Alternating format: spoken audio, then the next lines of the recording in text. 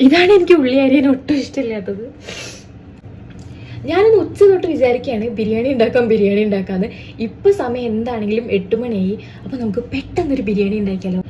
എനിക്ക് ഈ ബിരിയാണി ഉണ്ടാക്കുമ്പോൾ ഒട്ടും ഇഷ്ടമില്ലാത്ത കാര്യമാണ് ഈ ഉള്ളി അരിയുന്നത്. എനിക്ക് ഒട്ടും ഇഷ്ടമില്ല. പക്ഷെ ഇന്ന് ഞാൻ തന്നെ അരിയേണ്ടി വരും, കാരണം ഇന്ന് ജിഷ്ണു ഇവിടെ ഇല്ല. അങ്ങനെ ഒരുവിധം ഞാനിതാ ഉള്ളിയെല്ലാം അരിഞ്ഞ് തീർത്തിട്ടുണ്ട്. എനിക്കെപ്പോഴും ബിരിയാണി ഉണ്ടാക്കുമ്പോൾ പൊരിച്ച കോഴിയുടെ ബിരിയാണി ഉണ്ടാക്കാനാണ് ഇഷ്ടം.